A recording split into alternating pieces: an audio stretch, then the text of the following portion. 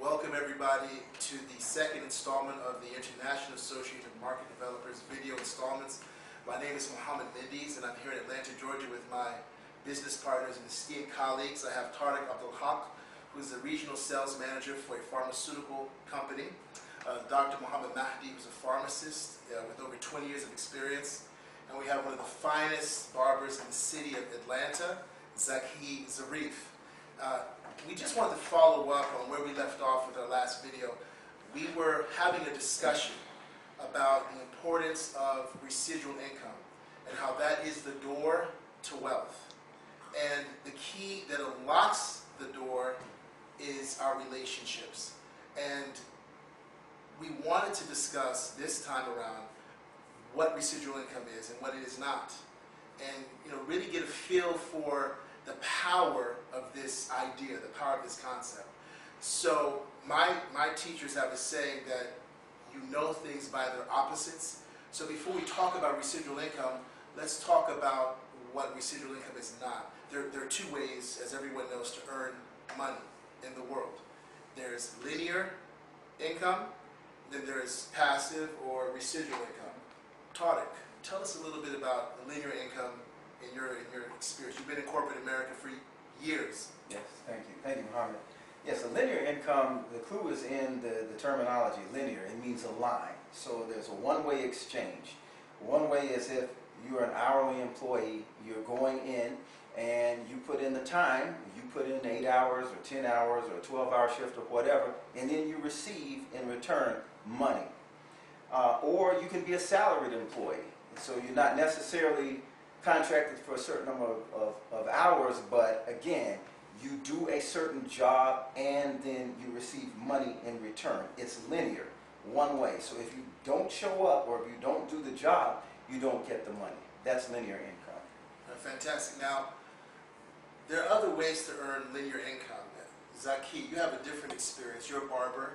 You own your own chair, your own barbershop. Tell us a bit about how you experience linear income. Well, appreciate that. For me, being a barber, I have to go to work every day. I have to make appointments. I have to pay for my supplies. I have to show up at work every day. If I don't show up, people don't get their haircut. Basically. So I don't have my own time. I can't go take my children to the park and provide groceries for them at the same time. I have to say, I'll take you to the park on this day. I have to fulfill my appointment book. So right. So there's your time freedom is limited. Exactly. Because you're self-employed. Exactly. You own your job. Exactly.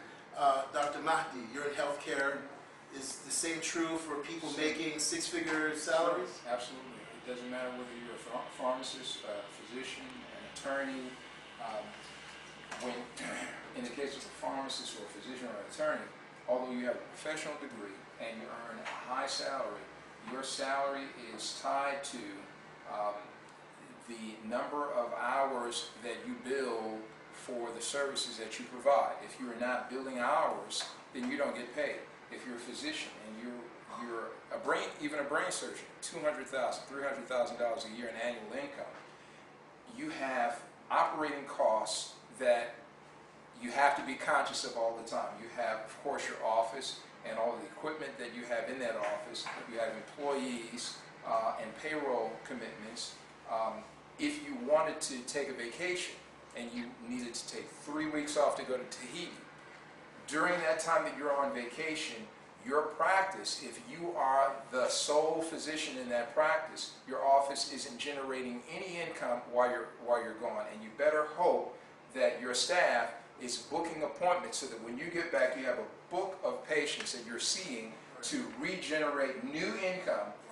Basically, it's the same, even if you were in sales, professional sales, selling Lear jets that sell for $1.2, $1.8, $2 million per sale.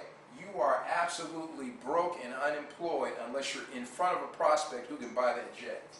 And you're still broke until you make that sale. Once you've made that sale, there is nothing else in that sale for you.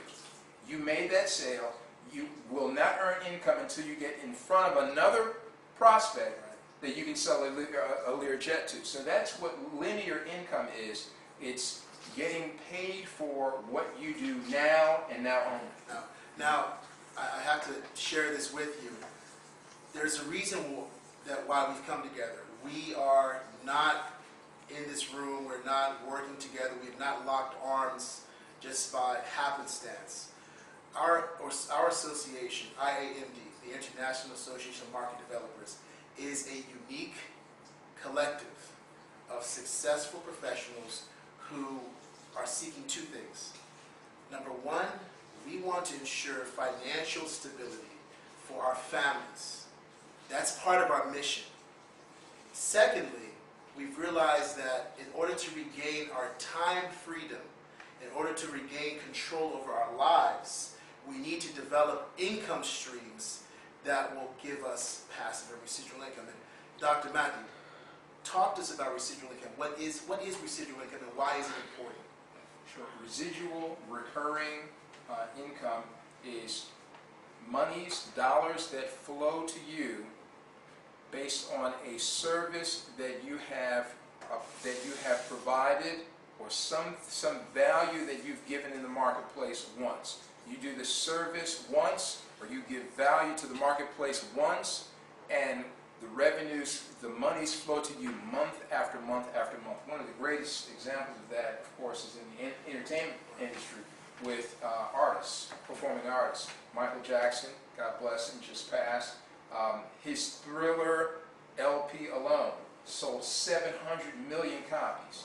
And anytime someone wants to use a Jackson 5 or a Michael Jackson jingle in any commercial, they have to get permission from his staff, his people, his producers, in order to use that snippet of Michael Jackson's music. And every time someone uses a snippet of Michael Jackson music, they have to pay his foundation. They have to pay his family into perpetuity. So here's an example of doing a service once, providing a service once and getting paid, or your family receiving the revenues from that month after month after month. It's the way to earn income, residual income. Now, you have to ask the question, if residual income is the way to have wealth flow to you, how do we create a residual income stream for ourselves? Is it possible for us to develop a stream of income that follows us month after month after month? What would we have to do? What kind of service could we provide to ensure that we could do that service once and get continually paid for it? What we've discovered in looking at ways for our group, the International Association of Market Developers, looking at ways that the families in our group could build business enterprises and earn income, all business models really were in two camps. You had what we would call old school business models or new school business models. And we've talked about this a lot, so let's I'm going to kick it back to you to give us a discussion about the difference between old school and new school business models. And this really, the discussion we're about to have really answers the question, what would it be like for you if you could generate a passive residual income for you and your family?